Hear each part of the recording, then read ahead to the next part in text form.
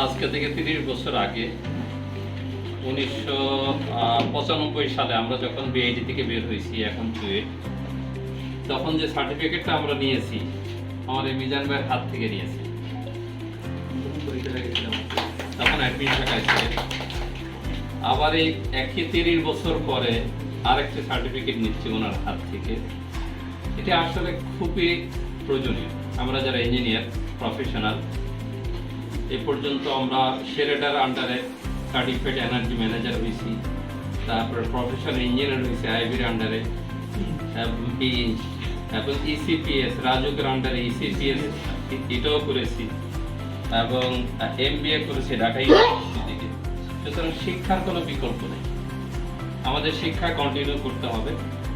এবং আমাদের সামনে যারা বিশেষ করে টেকনিক্যাল পার্সন আছে, নন টেকনিক্যাল, সবারই কিন্তু শিক্ষা দরকার। গত বছর আমরা আইওসিএলের একটা ইজিপি আমি কমপ্লিট করছি। আমরা এলপিজি পাঠাইতাম ইন্ডিয়াতে, তখন এই ইজিপির মাধ্যমে আমাদের এই টেন্ডারটা কমপ্লিট হয়ে গেছে। তো ওখানে আমরা সব কিছু করেছি। এটা যে শেখার বিষয় আজকে জানতে পারলাম, যে প্রতিটা ধাপে ধাপে যে শিখতে হয়। ওখানে তো আমরা জাস্ট বিভিন্ন ধরনের পয়েন্ট আসছে, মেনু আসছে, ওখানে সব আপলোড করেছি। কিন্তু এর যে প্রত্যেকটা পয়েন্টের ভিতরে ভিতরে ঢোকার যে একটা শেখার বিষয় আছে, এটা আগে জানতাম না। তা আমি 2 দিন আগে ফোন দিলাম মিজান ভাইকে। মিজান ভাই বলে যে হ্যাঁ, এটা আরো কিছু ইন্টারেস্টিং ব্যাপার আছে, আপনি যদি একটা ট্রেনিং সেশনে হাজির হন তাহলে আপনি এটা ক্লিয়ার করতে পারবেন। এই জন্য ওনার রিকোয়েস্টে চলে আসলাম যে শিখতেই হবে।